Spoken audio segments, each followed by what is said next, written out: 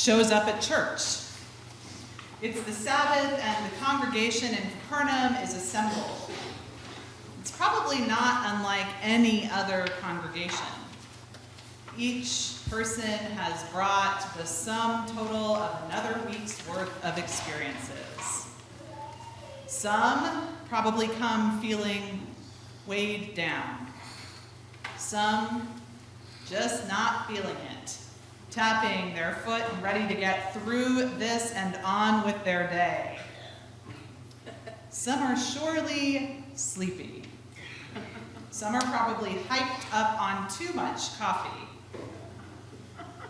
Some are perhaps feeling uncertain about their faith on this particular day, wrestling with why they even bother to come.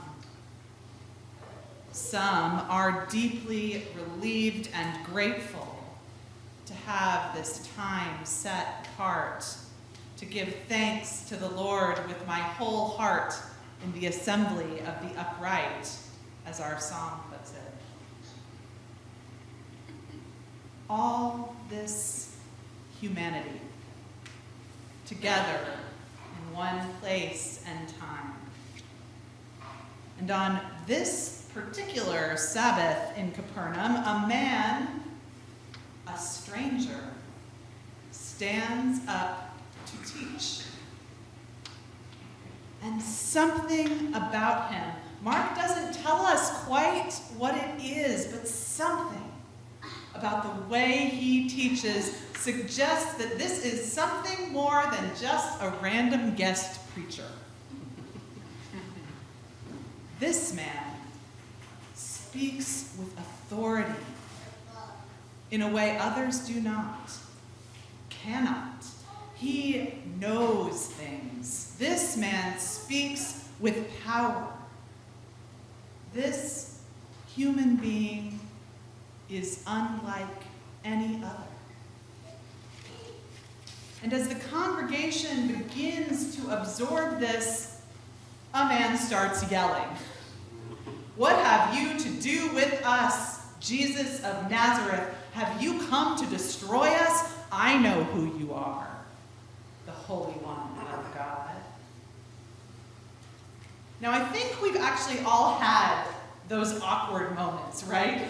Like in church, or maybe a meeting, or any kind of gathering, perhaps a family gathering, when someone has some kind of break. Someone behaves erratically or inappropriately, or lets out all of their rage in a single, poorly timed moment. I bet a few members of this congregation that day gasped, and some probably attempted to shush. I wonder if some were scared. I would have been. What was this man going to do next?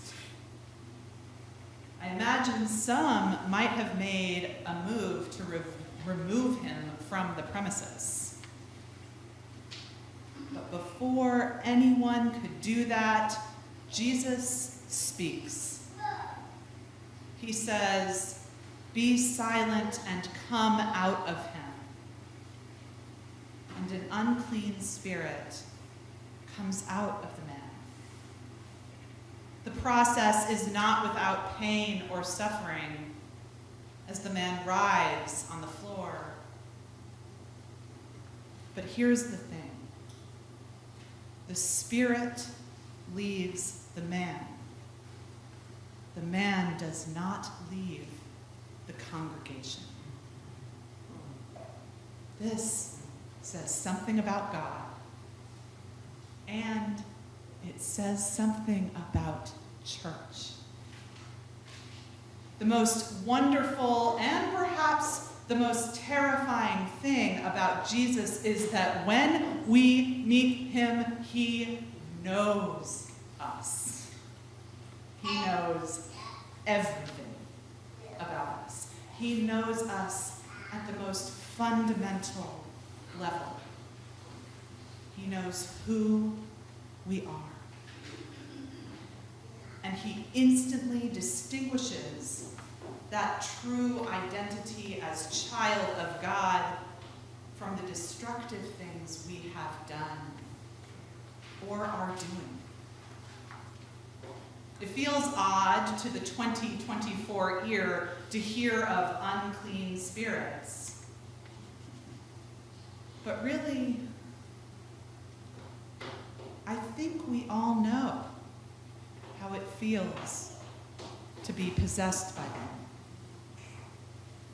I have in my life experienced the kind of anxiety that stops me in my tracks, makes my heart race and my stomach burn. It makes me snap at people I love, people trying to help me out of my suffering. And when that happens, it is like some spirit has come over me. It is like something or someone has possession of my whole body. This is not to deny my own agency or relinquish responsibility for my actions or my words when this happens. It is to say that my behavior in those moments is not the sum total of who I am. To take accountability for whatever we've done wrong is good. It leads to healing and wholeness. It is necessary. But to believe that our worst behavior is fundamentally all that we are is called shame. And hear me when I tell you that Jesus is not in the shame business.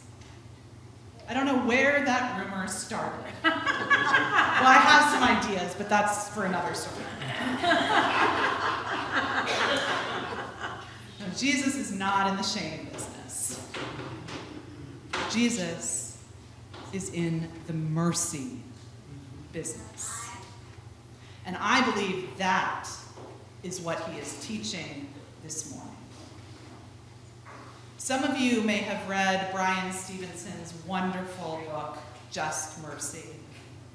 A lawyer, social justice advocate, founder of the Equal Justice Initiative, and much more, Stevenson writes, quote, "I frequently had difficult conversations with clients who were struggling and despairing over the situations, over the things they had done or had been done to them that had led them to painful moments.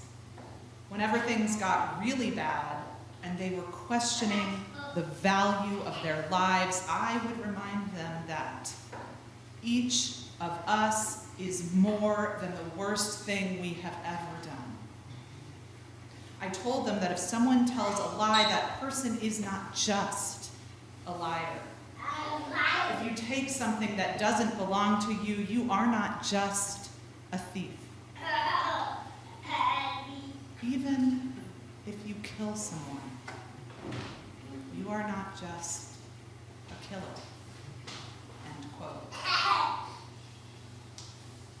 To see someone as more than the worst thing they have ever done, or even the bad thing they are doing at this very moment, is to show mercy. And guess what? We can show it for ourselves too. When we are tormented by whatever demon or spirit or presence or whatever we want to call it, these are the moments we may indeed feel that God has nothing to do with us. We may feel threatened by God's presence, unworthy of God's presence, angry at God's presence, fearful of God's presence.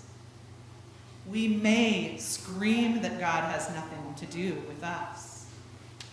We may worry that God is there to destroy us, to punish us, to shame us.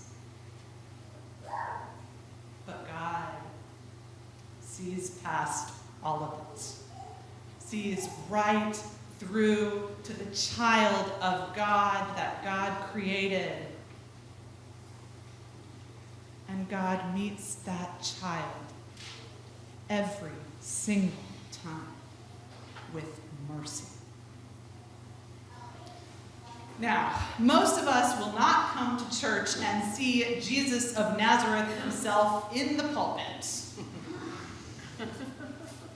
But we will have the opportunity to come to church and see Jesus in every person here.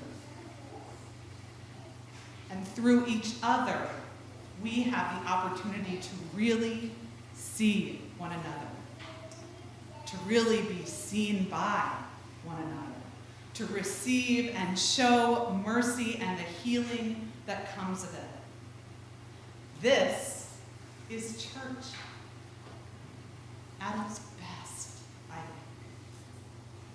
All this humanity coming together still, bringing all our experiences and our burdens and our joys and our doubts, our tapping feet and our sighs of relief, bringing ourselves and sometimes our troublesome spirits, and showing one another and the community around us the love and service and grace and mercy of Christ.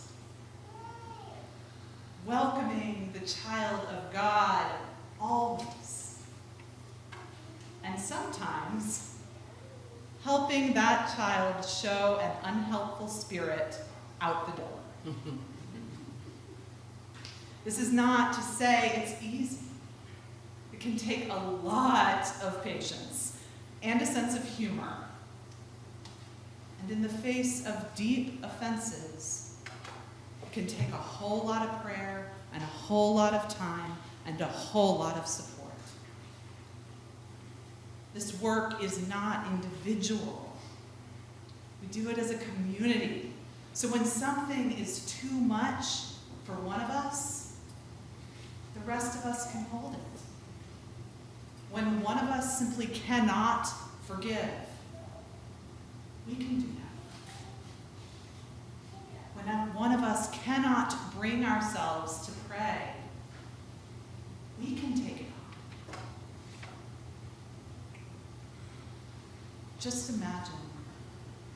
Just imagine if the whole world caught fire with this way of being. This way of mercy and community.